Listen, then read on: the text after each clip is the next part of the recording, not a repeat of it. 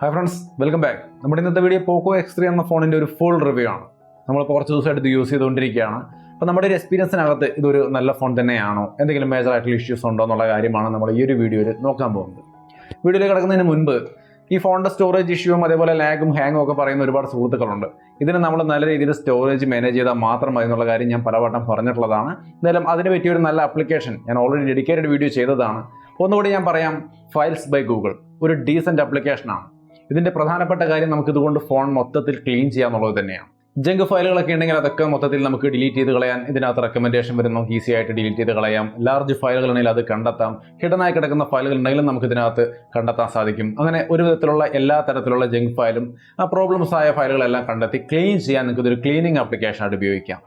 ഫയലുകൾ ബ്രൗസ് ചെയ്യാനും സെർച്ച് ചെയ്ത് കണ്ടെത്താനും കട്ട് ചെയ്യാനും കോപ്പി ചെയ്യാനും റീനെയിം ചെയ്യാനും എല്ലാത്തിനും ഈ ഒരു ആപ്ലിക്കേഷൻ ഉപയോഗിക്കാം. ഒപ്പം തന്നെ നിങ്ങളുടെ ഫയലുകളെ ഗൂഗിൾ ഡ്രൈവ് പോലുള്ള സർവീസുകളിലേക്ക് ബാക്കപ്പ് ചെയ്ത് എടുത്ത് വെക്കാനും ഇത് ഉപയോഗിക്കാം. മോസ്റ്റ് ഇമ്പോർട്ടൻ്റ് ആയിട്ട് നിങ്ങളുടെ ഫയലുകൾ ഹൈഡ് ചെയ്ത് സൂക്ഷിക്കണമെങ്കിൽ അതിനും ഇതിനകത്ത് ഒരു സെപ്പറേറ്റ് സെക്ഷൻ ഉണ്ട്. അതിലൂടെ നിങ്ങൾക്ക് ഈസി ആയിട്ട് ഹൈഡ് ചെയ്ത് സൂക്ഷിക്കാനും സാധിക്കും. അതേപോലെ തന്നെ നമുക്ക് ഫയലുകൾ സെൻഡ് ചെയ്യാനും റിസീവ് ചെയ്യാനും ഒക്കെയുള്ള ഒരു ഷെയറിംഗ് ആപ്ലിക്കേഷൻ ആയിട്ടും ഈ ഒരു ആപ്ലിക്കേഷൻ ഉപയോഗിക്കാം. സോ ഇങ്ങനെ ഒരു മൾട്ടി പർപ്പസ് ആപ്ലിക്കേഷൻ ആയിട്ടാണ് ഈ ഒരു ഫയൽസ് ബൈ ഗൂഗിൾ വർക്ക് ചെയ്യുന്നത്. ഇത്രയും ഫീച്ചേഴ്സ് പറയുമ്പോൾ വലിയൊരു ആപ്ലിക്കേഷൻ ആണെന്ന് വിചാരിക്കേണ്ട. 10 MB താഴെ മാത്രം സൈസ് വരുന്ന ഒരു ചെറിയ ആപ്ലിക്കേഷനാണ്. ഒപ്പം തന്നെ ട്രസ്റ്റഡ് ആയ ഗൂഗിളിന്റെ ആപ്ലിക്കേഷനാണത്. സോ നിങ്ങൾക്ക് ധൈര്യമായിട്ട് ഡൗൺലോഡ് ചെയ്ത് യൂസ് ചെയ്ത് നോക്കാം. ഇത് ഡൗൺലോഡ് ചെയ്യാനുള്ള ലിങ്ക് ഞാൻ ഡിസ്ക്രിപ്ഷനിൽ കൊടുത്തിരിക്കാം. അപ്പോൾ നമുക്ക് ഇനി നമ്മുടെ ഇന്നത്തെ വീഡിയോയിലേക്ക് കിടക്കാം. PocoX3യുടെ ഫുൾ റിവ്യൂ. നേരെ വീഡിയോയിലേക്ക്.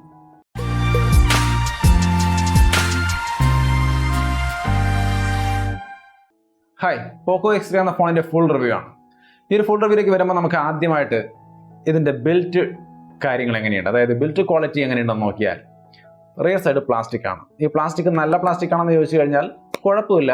പക്ഷേ എങ്കിലും ഒരു പ്രധാനപ്പെട്ട ഇഷ്യൂ, നമ്മൾ പാട്ടൊക്കെ വെക്കുക, അല്ലെങ്കിൽ എന്തെങ്കിലും കോൾ ചെയ്ത് സംസാരിക്കുക, നോട്ടിഫിക്കേഷൻ വരിക, എന്തെങ്കിലും ഒരു സൗണ്ട് ഇതിനകത്ത് വർക്ക് ചെയ്താൽ ഇതിന്റെ സ്റ്റീരിയോ സ്പീക്കർ സംവിധാനങ്ങളൊക്കെ വർക്ക് ചെയ്യുന്ന സമയത്ത് ഇതിന്റെ റിയർ പാനൽ കിടന്ന് നല്ലോണം വൈബ്രേറ്റ് ചെയ്യുന്നുണ്ട്. റിയൽമി 7 Proയുടെ റിവ്യൂ നമ്മൾ ചെയ്തപ്പോൾ അതും സ്റ്റീരിയോ സ്പീക്കറുള്ള ഫോൺ തന്നെയാണ്. അതിന്റെ സ്പീക്കറിന്റെ അറേഞ്ച്മെന്റ് അങ്ങനെ ആയതുകൊണ്ടാണ് അതിൽ ആ വൈബ്രേഷൻ വരുന്നതെന്ന് റിയൽമി പറയുന്നു. എന്തായാലും ആ ഒരു ഫോണിന് റിയർ പാനൽ ഇങ്ങനെ വൈബ്രേറ്റ് ചെയ്യുന്ന ഒരു ഇഷ്യൂ ഉണ്ടായിരുന്നു. ഇതിനും അതേ സെയിം ഇഷ്യൂ ഉണ്ട്, കുറച്ചുകൂടി കൂടുതലായിട്ടാണ് എനിക്ക് തോന്നിയത്. എന്തായാലും റിയർ പാനൽ ഇത്തിരി അഗ്രസീവായിട്ട് വൈബ്രേറ്റ് ചെയ്യുന്നുണ്ട്. അതാണ് ഇതിന്റെ ഒരു പ്രധാന ന്യൂനതയായിട്ട് എനിക്ക് ഫീൽ ചെയ്തത്. ഒപ്പം തന്നെ ഇത് ഹെവി ആൻഡ് തിക്നെസ് കൂടിയ ഒരു ഫോണാണ്. ഭയങ്കര ഹെവിയാണ്. 225 ഗ്രാമോളം വരുന്ന വെയിറ്റ് ഉണ്ട്. സോ നല്ല വെയിറ്റ് ഉള്ളൊരു ഫോണാണ്. കയ്യിൽ എപ്പോഴും ഹോൾഡ് ചെയ്തുകൊണ്ടിരിക്കുക എന്ന് പറയുന്നത് ഇച്ചിരി ബുദ്ധിമുട്ടാണ്. തിക്നെസ് ആണെങ്കിൽ 10 mm ആണ്. ഈ അടുത്ത കാലത്ത് ഞാൻ ഇത്രയും തിക്നെസ് ഉള്ള ഒരു ഫോൺ ഉപയോഗിച്ചിട്ടില്ല. സോ അത്രയും അടുത്ത കാലത്തൊന്നുമില്ല, ഞാൻ ആദ്യമായിട്ടാണെന്ന് തോന്നുന്നു ഇത്രയും തിക്നെസ് കൂടിയ ഒരു ഫോൺ ഉപയോഗിക്കുന്നത്. ഗെയിമിംഗ് ഫോണുകൾ ഉണ്ടാവാം തിക്നെസ്സും വെയിറ്റും കൂടിയ ഫോണുകൾ, അത് ഗെയിമിംഗ് സെൻട്രിക് ഫോണുകളാണ്. ബട്ട് ഇത് നോർമൽ യൂസിന് വരുന്ന ഒരു ഫോണിന് ഇത്രയും തിക്നെസ് എന്ന് പറയുന്നത് ഇത്തിരി കൂടുതലാണ്. സോ ഇതിന്റെ ബിൽറ്റ് വൈസ് നമുക്ക് ഒരു സാറ്റിസ്ഫാക്ഷൻ ഇല്ല. ഒന്നാമത് ബാക്ക് പാനൽ ഇങ്ങനെ വൈബ്രേറ്റ് ചെയ്യുക, വെയിറ്റ് കൂടുതൽ, തിക്നെസ്, ഓവറോൾ ഇതിന്റെ ബിൽറ്റ് ഒരു ആവറേജ് റേറ്റിംഗ് മാത്രമേ ഞാൻ കൊടുക്കുന്നുള്ളൂ. ഒരു നല്ല ബിൽറ്റ് സെറ്റ്, ഒരു കൺസ്ട്രക്ഷൻ, ഒരു ഓവറോൾ ഒരു ബെസ്റ്റ് ആയിട്ട് എനിക്ക് തോന്നുന്നില്ല. ഒരു ആവറേജ് ആണ്. എന്നാൽ ഒരു കാര്യം എനിക്കിവിടെ പറയാനുള്ളത്, ഈ വെയിറ്റ് ഒക്കെ ഒരു പ്രശ്നമാണെന്ന് നമ്മുടെ ഒരു സുഹൃത്ത് സുമേഷ്, മലപ്പുറത്ത് നിന്നുള്ള സുമേഷ്, നിങ്ങൾക്ക് പലർക്കും അറിയാവുന്ന ഒരാളായിരിക്കും. പുള്ളിക്കാരൻ പറഞ്ഞത് ഈ വെയിറ്റ് ഒക്കെ ഒരു പ്രശ്നമാണ് ഒരു ഫോണിനെ സംബന്ധിച്ച്, ഒരു കുഴപ്പമില്ലല്ലോ എന്ന് പറയുന്ന ഒരു അവസ്ഥയാണ് ഉണ്ടായത്. പുള്ളി K20 Pro ആണ് ഉപയോഗിക്കുന്നത്. സോ അതിന്റെ വെയിറ്റ് ഇഷ്യൂ ആയിട്ട് ആൾക്ക് തോന്നുന്നില്ല. ഒരുപക്ഷെ നിങ്ങളിൽ പലർക്കും ഈ ഒരു വെയിറ്റ് ഇഷ്യൂ ആയിരിക്കില്ല. അപ്പോൾ അതും ഒരു പ്രധാനപ്പെട്ട ഘടകമാണ്. അപ്പോൾ എന്തായാലും അത് രണ്ടും മനസ്സിൽ വെക്കുക. എന്നെ സംബന്ധിച്ച് ഇത് ഹെവി വെയിറ്റ് ആണ്. ഒരു ആവറേജ് ക്വാളിറ്റിയാണ് ഞാൻ ഇതിന്റെ ബിൽറ്റ് സെക്ഷനിൽ കൊടുക്കുന്നത്. ഡിസ്പ്ലേക്ക് കാര്യമായ ഒരു ഇഷ്യൂ ഇല്ല. നല്ല കളർ റീപ്രൊഡക്ഷനും അതേപോലെ ബ്രൈറ്റ്നസും കാര്യങ്ങളൊക്കെ ഉണ്ട്. ഓവറോൾ ഗുഡ് ഡിസ്പ്ലേ തന്നെയാണ്. മീഡിയ കൺസംഷൻ ഒക്കെ കുറച്ചുകൂടി നല്ല ഒരു നെക്സ്റ്റ് ലെവൽ, മിഡ് റേഞ്ച് ഫോണുകൾ നോക്കിയാൽ ഒരു നെക്സ്റ്റ് ലെവൽ എന്ന് പറയാം. സ്റ്റീരിയോ സൗണ്ട് ക്വാളിറ്റി ഒക്കെ ഉണ്ട്. നമുക്ക് താഴത്തെയും മുകളിലത്തെയും സ്പീക്കറുകൾ രണ്ടും ഒരു സ്റ്റീരിയോ സെറ്റപ്പിൽ വർക്ക് ചെയ്യും. ക്ലിയർ കട്ട് സ്റ്റീരിയോ ആണെന്ന് ചോദിച്ചാൽ അല്ല. ഇത് ഇയർപീസിന്റെ ഭാഗത്ത് സൗണ്ട് ഇച്ചിരി കുറവാണ്. അതിപ്പോൾ ഏത് ഫോൺ എടുത്ത് നോക്കിയാലും നോർമൽ ഫോണുകളെല്ലാം ഇയർപീസിന്റെ ഭാഗത്ത് സൗണ്ട് ഇച്ചിരി കുറവ് തന്നെയായിരിക്കും. ഈവൻ സ്റ്റീരിയോ സപ്പോർട്ടുള്ള ഫോണുകളാണെങ്കിൽ തന്നെയും ഒരു ഇച്ചിരി കുറവായിരിക്കും. അപ്പോൾ നോക്കിക്കഴിഞ്ഞാൽ ഓവറോൾ നമ്മൾ നോർമലി കണ്ടുവരുന്ന സ്റ്റീരിയോ സപ്പോർട്ടുള്ള ഫോണുകളുടെ ഒരു ക്വാളിറ്റി ഇതിനകത്ത് കിട്ടുന്നുണ്ട്. സൗണ്ടിന്റെ ക്വാളിറ്റിക്ക് വേറെ ഇഷ്യൂസ് ഒന്നുമില്ല. ബട്ട് നമ്മൾ നേരത്തെ പറഞ്ഞ പോലെ സൗണ്ട് ഓവറായിട്ട് വെക്കുമ്പോൾ അല്ലെങ്കിൽ സൗണ്ട് കൂട്ടുമ്പോൾ അതിനനുസരിച്ച് ബാക്ക് പാനൽ വൈബ്രേറ്റ് ചെയ്യുന്ന ഒരു കാര്യമുണ്ട്. ബട്ട് ഇയർഫോൺ വെച്ചാണ് നിങ്ങൾ പാട്ട് കേൾക്കുന്നത് അല്ലെങ്കിൽ സിനിമ കാണുന്നത്, ഗെയിം കളിക്കുന്നെങ്കിൽ ആ ഒരു ഇഷ്യൂ നിങ്ങൾക്ക് ഫേസ് ചെയ്യില്ല. അപ്പോൾ സൗണ്ട് ക്വാളിറ്റിയിലും കാര്യങ്ങളൊന്നും വേറെ ഇഷ്യൂ ഇല്ല. പിന്നെ ഇതിന്റെ ഡിസ്പ്ലേയുടെ പ്രത്യേകത എന്ന് പറയുന്നത് 120 Hz റീഫ്രഷ് റേറ്റ് ഉണ്ട്, 240 Hz ടച്ച് സാമ്പിളിംഗ് റേറ്റ് ഉണ്ട്. അങ്ങനെ ഓവറോൾ ഒരു സ്മൂത്തായ ഡിസ്പ്ലേയും കൂടിയാണ്. സോ നിങ്ങൾക്ക് ഒരു ചെറിയ സ്മൂത്ത്നെസ് നമുക്ക് ഇതിനകത്ത് തീർച്ചയായിട്ടും കിട്ടും. ഇത്തിരി ബെറ്റർ ആയ ഒരു സ്മൂത്തായ ഡിസ്പ്ലേ എക്സ്പീരിയൻസ് ആയിരിക്കും നമുക്ക് ഇതിനകത്ത് കിട്ടുക. പ്രത്യേകിച്ചും അത് സപ്പോർട്ട് ചെയ്യുന്ന ആപ്ലിക്കേഷനുകളും ഗെയിമുകളും വരുമ്പോൾ തീർച്ചയായിട്ടും നല്ലൊരു വ്യത്യാസം നമുക്ക് അതിനകത്ത് ഫീൽ ചെയ്യും.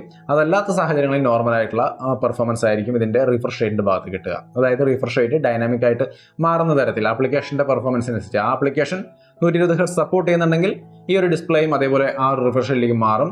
അതല്ലാത്തപ്പോൾ 60 ഹെർട്സിലേക്ക് മാറി നോർമലായിട്ടും വർക്ക് ചെയ്യും. ആ രീതിയിലുള്ളൊരു റിഫ്രഷ് സംവിധാനങ്ങളാണ് ഇതിനകത്ത് വരുന്നത്. ഓവറോൾ നല്ല സ്മൂത്തായ ഡിസ്പ്ലേ ആണ് ഈ ഒരു ഫോണിൽ വരുന്നത്. ഒപ്പം തന്നെ ഒരു പ്രധാനപ്പെട്ട ഘടകം ഇവിടെ ആമോലെഡ് ഡിസ്പ്ലേ ഒന്നും വരുന്നില്ല, LCD ഡിസ്പ്ലേ ആണ്. അതിലാണ് ഈ പറയുന്ന റീഫ്രഷ് റേറ്റും കാര്യങ്ങളൊക്കെ വരുന്നത്. സോ LCD ഡിസ്പ്ലേ വിത്ത് സ്മൂത്ത് ആയ എക്സ്പീരിയൻസ്, അതാണ് നമുക്ക് ഈ ഒരു ഫോൺ ഓഫർ ചെയ്യുന്നത്. ഇനി ഇതിന്റെ കോൾ, നെറ്റ്വർക്ക് റിസപ്ഷൻ അങ്ങനെയുള്ള കാര്യങ്ങൾ നോക്കിക്കഴിഞ്ഞാൽ യാതൊരു ഇഷ്യൂ ഇല്ല. സഫീഷ്യൻ്റ് ആയ ഒരു സൗണ്ടും കാര്യങ്ങളൊക്കെ ഉണ്ട്, ക്ലാരിറ്റി ഉണ്ട്, അതേപോലെ നെറ്റ്വർക്ക് റിസപ്ഷനും വേറെ ഇഷ്യൂസ് ഒന്നുമില്ല. ഇനി ഇതിന്റെ പെർഫോമൻസ് എങ്ങനെയുണ്ടെന്ന് നോക്കിക്കഴിഞ്ഞാൽ നോർമലി നമുക്ക് യാതൊരു ഇഷ്യൂ നോർമൽ യൂസിനകത്ത് വരുന്നില്ല. ഗുഡ് റാം മാനേജ്മെന്റും കാര്യങ്ങളൊക്കെയാണ്. 6GB റാം വെർഷൻ ആണ് നമുക്ക് നമ്മുടെ കയ്യിൽ യൂസ് ചെയ്യുന്നത്. നല്ല സ്മൂത്ത് ആയ പെർഫോമൻസ് ഉണ്ട്. ഗെയിം കളിക്കുമ്പോഴും യാതൊരു ഇഷ്യൂസ് ഇല്ല, നല്ല നൈസായിട്ട് നമുക്ക് ഗെയിമൊക്കെ കളിക്കാൻ പറ്റും. മിഡ് റേഞ്ചിൽ കാണുന്ന ഒരു പെർഫോമൻസ് അതിനപ്പുറത്തേക്കൊന്നും എക്സ്പെക്ട് ചെയ്യേണ്ട. നോർമലായിട്ട് സ്നാപ്ഡ്രാഗൺ 720, 30 അതുപോലുള്ള പ്രോസസ്സറുകളൊക്കെ കളിക്കുന്ന ആ ഒരു ലെവൽ തന്നെയാണ്. 32 ആയതുകൊണ്ട് വേറെ വലിയൊരു വ്യത്യാസമൊന്നും നമുക്ക് നോർമൽ യൂസറെ സംബന്ധിച്ച് വരാനില്ല. സോ ഒരു ഓവറോൾ നല്ലൊരു പെർഫോമൻസ് ആണ്. MIUI 12 ആണ് ഔട്ട് ഓഫ് ബോക്സ് വരുന്നത്. സോ കുറേ പുതിയ ഫീച്ചറുകൾ, ഷവോമിയുടെ MIUIയുടേതായ പുതിയ കുറേ ഫീച്ചറുകൾ നമുക്ക് ഇതിനകത്ത് അവൈലബിൾ ആയിരിക്കും. ഇനി ഒരു പ്രധാനപ്പെട്ട കാര്യം, ഗെയിം കളിക്കുമ്പോൾ നമുക്ക് ഹീറ്റിംഗ് ഇഷ്യൂ വരുന്നുണ്ടോ എന്ന് പറഞ്ഞ് ചോദിക്കാറുണ്ട്. ഇതിനകത്ത് നമ്മൾ അത്യാവശ്യം ഹീറ്റുള്ള അന്തരീക്ഷത്തിലാണ് ഗെയിം കളിക്കുന്നതെങ്കിൽ നമുക്ക് ഇതിനകത്ത് ഹീറ്റിംഗ് ഇഷ്യൂ വരുന്നുണ്ട്. ഒരു 42-43 വരെയൊക്കെ ഹീറ്റ് എത്തുന്നുണ്ട്. നോർമൽ കൂളായ ഒരു അന്തരീക്ഷത്തിലാണെങ്കിൽ 41 വരെയൊക്കെ ഹീറ്റ് എത്തുന്നുണ്ട്. അപ്പോഴും ഒരു ഹീറ്റിംഗ് ഇഷ്യൂവിൻ്റെതായ ലക്ഷണങ്ങൾ കാണിക്കുന്നുണ്ട്. ഓവർ ഹീറ്റിംഗ് അങ്ങനെ വരുന്നില്ല, എങ്കിൽ പോലും ഹീറ്റ് ഉള്ള ഒരു അവസ്ഥയിലേക്ക് ഫോൺ മാറുന്നുണ്ട് ഗെയിം കളിക്കുമ്പോൾ. സോ ഹീറ്റിംഗ് വരുന്നൊരു ഫോൺ തന്നെയാണ്, ബട്ട് ഓവർ ഹീറ്റിംഗ് ഇല്ല.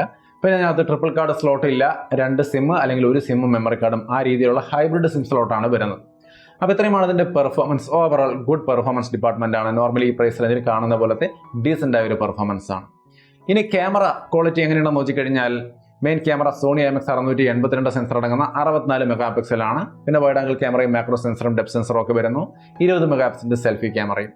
ഇതിന്റെ മെയിൻ ക്യാമറ ഡേ ലൈറ്റിൽ നമുക്ക് നല്ല ക്വാളിറ്റിയാണ് തരുന്നത്. ഡീസന്റ് ആയ ഒരു ക്വാളിറ്റിയാണ്. ഓവർ എക്സ്പോഷറോ അങ്ങനെയുള്ള പ്രോബ്ലംസ് ഒന്നും വരുന്നില്ല. ഓവറോൾ ഒരു ഗുഡ് ക്വാളിറ്റി നമുക്ക് ഡേ ലൈറ്റിൽ തരുന്നുണ്ട്. അത് മെയിൻ ക്യാമറ ഇമേജുകളായാലും പോർട്രേറ്റ് ഇമേജുകളായാലും എഡ്ജ് ഡിറ്റക്ഷനിലും കാര്യങ്ങളിലും ഒന്നും യാതൊരു ഇഷ്യൂസും ഇല്ല. ഒരു നല്ല ക്വാളിറ്റി. ആർട്ടിഫിഷ്യൽ ലൈറ്റിംഗ് കണ്ടീഷനിലേക്ക് വന്നു കഴിഞ്ഞാൽ തീർച്ചയായിട്ടും നല്ലൊരു ക്വാളിറ്റി തന്നെയാണ് ഇവിടെയും കിട്ടുന്നത്. പറയത്തക്ക ഇഷ്യൂസ് ഒന്നുമില്ല. ബട്ട് നമുക്ക് ബ്ലാക്ക് അല്ലെങ്കിൽ ഡാർക്ക് ഏരിയകളിൽ കുറച്ച് നോയ്സ് ലെവൽ കാണാൻ സാധിക്കും. അതിപ്പോൾ മിഡ് റേഞ്ചിൽ മിക്കവാറും എല്ലാ ഫോണിലും കാണുന്ന ഒരു സംഗതിയൊക്കെ തന്നെയാണ്. ആ ഒരു രീതിയിലുള്ള ഒരു ക്വാളിറ്റി ഈ ഒരു പ്രൈസ് റേഞ്ച് കൺസിഡർ ചെയ്യുമ്പോൾ തീർച്ചയായിട്ടും ഡീസൻ്റ് ആയ ഒരു പെർഫോമൻസ് ആണ് മെയിൻ ക്യാമറ തരുന്നത്. സെൽഫി ക്യാമറയും മോശമായിട്ടൊന്നും പറയാനില്ല. ഓവറോൾ ഗുഡ് ക്വാളിറ്റി തന്നെയാണ് നമുക്ക് കിട്ടുന്നത്. വീഡിയോ സാമ്പിളുകൾ നോക്കുമ്പോൾ നമുക്ക് ഓവറോൾ നല്ല ക്വാളിറ്റി തന്നെയാണ് വീഡിയോയുടെ കാര്യത്തിൽ. സോ ക്യാമറ ഡേ ലൈറ്റ് ഇമേജുകളായാലും ലോ ലൈറ്റ് ഇമേജുകളായാലും അതുപോലെ വീഡിയോ ക്വാളിറ്റി ആയാലും ഒക്കെ ഡീസൻ്റ് ആയ ഒരു പെർഫോമൻസ് ആണ് തരുന്നത്. ഇത് കൂടാതെ ഇതിനകത്ത് ഒരുപാട് ഫീച്ചേഴ്സ്, വ്ളോഗ് മോഡ്, ക്ലോൺ, അതേപോലെ മൂവി ഫ്രെയിം, അങ്ങനെ ഒട്ടനവധി ഫീച്ചറുകളും ധാരാളമായിട്ട് ക്യാമറയിൽ ആഡ് ചെയ്ത് വരുന്നുണ്ട്. സോ അതൊക്കെ ഞാൻ ക്യാമറ റിവ്യൂവിൽ കൃത്യമായിട്ട് പറഞ്ഞിട്ടുണ്ട്. ക്യാമറ റിവ്യൂ കണ്ടു നോക്കുക. ഓൾറെഡി ക്യാമറ റിവ്യൂ ഡെഡിക്കേറ്റഡ് ആയിട്ട് ചെയ്തിട്ടുണ്ട്. അതുകൊണ്ടാണ് ഞാൻ ഇവിടെ കൂടുതലായിട്ട് ഇനി ക്യാമറയെ കുറിച്ചൊന്നും പറയുന്നില്ല. ക്യാമറ റിവ്യൂ കണ്ടു നോക്കിയിട്ട് നിങ്ങൾക്ക് ഇഷ്ടപ്പെടുന്ന കാര്യം തീരുമാനിക്കുക. ഒരു കാര്യം അവിടെ എടുത്ത് പറയാനുള്ളത്, ക്യാമറ റിവ്യൂ കാണുമ്പോൾ നിങ്ങളുടെ മൈൻഡിൽ വേണ്ട ഒരു കാര്യം എന്ന് പറയുന്നത്, വൈറ്റ് ബാലൻസ് അഡ്ജസ്റ്റ് ചെയ്യുന്നതിൽ കുറച്ചിത്തിരി പുറകോട്ടാണ് ഈ ഒരു ക്യാമറ എന്ന് തോന്നുന്നുണ്ട്. പ്രത്യേകിച്ചും യെല്ലോ ഷെയ്ഡുള്ള ഒരു സെക്ഷനൊക്കെ നിന്ന് ഇപ്പോൾ എൻ്റെ വീടിനകത്ത് ലോ ലൈറ്റ് ഫോട്ടോ എടുക്കാൻ വേണ്ടിയിട്ട് അല്ലെങ്കിൽ ആർട്ടിഫിഷ്യൽ ലൈറ്റിംഗ് കൃഷി എടുക്കാൻ വേണ്ടിയിട്ട് ഞാൻ എൻ്റെ യെല്ലോ വാളൊക്കെയുള്ള ഒരു റൂമിനകത്ത് നിന്നിട്ടാണ് ഫോട്ടോ എടുക്കാൻ ശ്രമിക്കുന്നത്. അപ്പോൾ അവിടെ കംപ്ലീറ്റ് ആയിട്ടും യെല്ലോ ആയി പോകുന്നുണ്ട് എൻ്റെ ഫേസൊക്കെ. വൈറ്റ് ബാലൻസ് അഡ്ജസ്റ്റ് ചെയ്യുന്നതിൽ ഇത്തിരി സ്ട്രഗിൾ ചെയ്യുന്നുണ്ട് ഈ ഒരു ഫോൺ. പൊതുവേ ഇമേജുകൾക്കും ഒരു യെല്ലോ ഷെയ്ഡ് ഉണ്ട്. ഓവറോൾ ഈ ഇത്ര സിറ്റുവേഷൻ കൂടി വന്നു കഴിഞ്ഞാൽ വൈറ്റ് ബാലൻസിൽ നല്ലോണം സ്ട്രഗിൾ ചെയ്യുന്ന ഒരു അവസ്ഥയാണ് ഞാൻ കണ്ടത്. അതാണ് ഒരു ചെറിയൊരു ഇഷ്യൂ ആയിട്ട് എനിക്ക് അവിടെ ചൂണ്ടിക്കാണിക്കാനുള്ളൂ. പക്ഷേ അത് ചിലപ്പോൾ ഒരുപക്ഷെ നിങ്ങൾക്ക് ഇഷ്ടപ്പെട്ടേക്കാം. എന്തായാലും ക്യാമറ റിവ്യൂ കണ്ടു നോക്കിയിട്ട് തീരുമാനിക്കുക. ഇനി ഇതിന്റെ ബാറ്ററി നോക്കിയാൽ 6000 mAh ബാറ്ററിയാണ്. ഒരു 1.25 മണിക്കൂർ കൊണ്ട് ഇത് ഫുള്ളായിട്ട് ചാർജ് ആവും. 6000 mAh ബാറ്ററി ഉണ്ട്. ആ ബാറ്ററി നമുക്ക് ഒരു 1.25 അല്ലെങ്കിൽ 1.5-2 ദിവസം വരെ നമുക്ക് സുഖമായിട്ട് ഒരു ബാറ്ററി ലൈഫ് തരും. നോർമൽ യൂസർക്ക്, ഗെയിം കളിക്കുന്നവർക്കും അത്യാവശ്യം ഒരു ദിവസം കിട്ടാവുന്ന നല്ലൊരു ബാറ്ററി പവർ ഈ ഒരു ഫോണുണ്ട്. സോ ബാറ്ററി ലൈഫിന്റെ കാര്യത്തിൽ ഒരു കൺഫ്യൂഷനും വേണ്ട. നല്ല ബാറ്ററി ലൈഫ് ഉണ്ട്. നല്ലൊരു ഫാസ്റ്റ് ചാർജിങ് 33 വാട്ടിന്റെ ഫാസ്റ്റ് ചാർജിങ്ങും വരുന്നുണ്ട്. അത് ബോക്സിൽ തന്നെ ചാർജർ കിട്ടുന്നുണ്ട്. ഈ പറഞ്ഞ രീതിയിലുള്ളൊരു ചാർജിങ് ടൈമിൽ നല്ല രീതിയിൽ ചാർജ് ആയി വരുന്നുണ്ട്. സോ ഓവറോൾ ബാറ്ററി സെറ്റപ്പ് ഒരു ഡീസൻ്റ് ആയ ബാറ്ററി സെറ്റപ്പാണ്. ഇനി ഇതിന്റെ മറ്റുള്ള കാര്യങ്ങൾ നോക്കിക്കഴിഞ്ഞാൽ ഇതിൽ സൈഡ് മൗണ്ടഡ് ഫിംഗർ പ്രിന്റ് സെൻസറാണ് വരുന്നത്. ഡീസൻ്റ് ആയ പെർഫോമൻസ് ആണ്. ഫേസ് അൺലോക്കും നൈസായിട്ട് വർക്ക് ചെയ്യുന്നുണ്ട്. ഒരു ചെറിയ സ്പ്ലാഷ് പ്രൂഫ് സംവിധാനങ്ങളൊക്കെ ഇതിനകത്ത് വരുന്നുണ്ട്. സോ അത്യാവശ്യം ആ മേഖലകളിലും ഇത്തിരി ഇംപ്രൂവ്ഡ് ആയ ഒരു സെറ്റപ്പാണ്. MIUI 12 ആണ് ഔട്ട് ഓഫ് ബോക്സ് വരുന്നത്. Wi-Fi 6, ബ്ലൂടൂത്ത് 5.1, അതേപോലെ തന്നെ ക്യാമറ 2 API ഒക്കെ സപ്പോർട്ട് ചെയ്യുന്നുണ്ട്. DRM licence Widevine L1 certified ആണ്. സോ നിങ്ങൾക്ക് നെറ്റ്ഫ്ലിക്സ്, ആമസോണിൽ നിന്നൊക്കെ HD കണ്ടന്റുകൾ സ്ട്രീം ചെയ്ത് കാണാൻ സാധിക്കും. ഫ്രണ്ട് സൈഡിൽ നമുക്ക് Gorilla Glass 5ന്റെ പ്രൊട്ടക്ഷൻ ആണ്. റേസ് സൈഡ് ഞാൻ നേരത്തെ പറഞ്ഞു പ്ലാസ്റ്റിക് ആണെന്ന്. സാർ വാല്യൂ നോക്കി കഴിഞ്ഞാൽ ഹെഡ് സാർ വാല്യൂ 0.747 ആണ്. ബോഡി സാർ വാല്യൂ 0.615 ആണ്. OTG കേബിളിന്റെ സപ്പോർട്ടും കാര്യങ്ങളൊക്കെ ഈ ഒരു ഡിവൈസിൽ വരുന്നുണ്ട്. അപ്പോൾ അത്രയുമാണ് പോക്കോ X3 എന്ന ഫോണിനെ കുറിച്ച് എനിക്ക് പറയാനുള്ളത്. നമ്മുടെ ഇത്രയും യൂസേജ് എക്സ്പീരിയൻസ് എന്നുള്ളൊരു അഭിപ്രായമാണ് ഞാൻ പറഞ്ഞത്. ഒരിത്തിരി ബൾക്കിയാണ്, തിക്കാണ്, ഇത്തിരി കട്ടി കൂടിയ വെയിറ്റ് കൂടിയ ഫോണാണ്. അതുപോലെ ബാക്ക് പാനലിൽ അത്യാവശ്യം നല്ലൊരു വൈബ്രേഷനൊക്കെ നമുക്ക് പാട്ട് കേൾക്കുമ്പോഴോ ഏത് സമയത്തായാലും ഓഡിയോ നമുക്ക് സ്റ്റീരിയോ സ്പീക്കറിൽ ഓഡിയോ കേൾക്കുന്ന സമയം വന്നു കഴിഞ്ഞാൽ ഉറപ്പായിട്ടും ബാക്ക് പാനലിൽ നല്ലോണം വൈബ്രേറ്റ് ചെയ്യുന്ന ഇഷ്യൂ വരുന്നുണ്ട്. പിന്നെ ക്യാമറയുടെ ഭാഗത്ത് വൈറ്റ് ബാലൻസ് സജസ്റ്റ് ചെയ്യുന്ന ഒരു ചെറിയൊരു നല്ല രീതിയിൽ സ്ട്രഗിൾ ചെയ്യുന്ന ഒരു അവസ്ഥ കാണുന്നുണ്ട്. അങ്ങനെയുള്ള കുറച്ച് കാര്യങ്ങൾ മാത്രമാണ് ഇതിലൊരു ഇഷ്യൂ ആയിട്ട് എനിക്ക് തോന്നിയുള്ളൂ. ബാക്കി എല്ലാം കൊണ്ടും ഓവറോൾ ഈ ഒരു ഫോൺ തീർച്ചയായിട്ടും ഡീസൻ്റ് ആയ ഒരു ഫോൺ തന്നെയാണ്. നിങ്ങൾക്ക് ആകെ ഇവിടെ ഒരു കോമ്പറ്റീഷൻ വന്ന് പോക്കോ X2 ആയിട്ട് കമ്പയർ ചെയ്ത് നോക്കേണ്ട ആവശ്യമില്ല. കാരണം അതിനേക്കാൾ ഉറപ്പായിട്ടും സ്ലൈറ്റ്ലി ബെറ്റർ ആയ കുറേ സ്പെസിഫിക്കേഷനിൽ അപ്ഗ്രേഡ് ചെയ്തിരിക്കുന്നു, ചില കാര്യങ്ങളിൽ ഡൗൺഗ്രേഡ് ചെയ്തിരിക്കുന്നു. ഓവറോൾ ഇത് ബെറ്റർ ആയ ഒരു ഫോൺ തന്നെയാണ്. ബട്ട് റിയൽമി 7 Pro എന്ന് പറയുന്ന ഒരു നല്ല ഫോൺ നിൽക്കുന്നുണ്ട്. അതുമായിട്ട് വേണമെങ്കിൽ ഒന്ന് കമ്പയർ ചെയ്ത് നോക്കാം. തീർച്ചയായിട്ടും അവിടെ കുറേ കാര്യങ്ങൾ ബെറ്റർ ആയ കാര്യങ്ങൾ റിയൽമി 7 Proയിലുണ്ട്. അപ്പോൾ എന്താണ് അതെന്നുള്ളത് നമ്മൾ തീർച്ചയായിട്ടും വേറൊരു വീഡിയോയിൽ കമ്പാരിസൺ നമ്മൾ നിങ്ങളുമായിട്ട് ഷെയർ ചെയ്യുന്നതായിരിക്കും. സോ അത്രയുമാണ് പോക്കോ X3 എന്ന ഫോണിൽ ഒരു ഫുൾ റിവ്യൂ. വീഡിയോ ഇഷ്ടപ്പെട്ടാൽ ലൈക്ക് ചെയ്തും ഷെയർ ചെയ്തൊക്കെ നമ്മളെ സപ്പോർട്ട് ചെയ്യാം. വീണ്ടും ഒരു വീഡിയോ ആയിട്ട് കണ്ടുമുട്ടാം. ബൈ.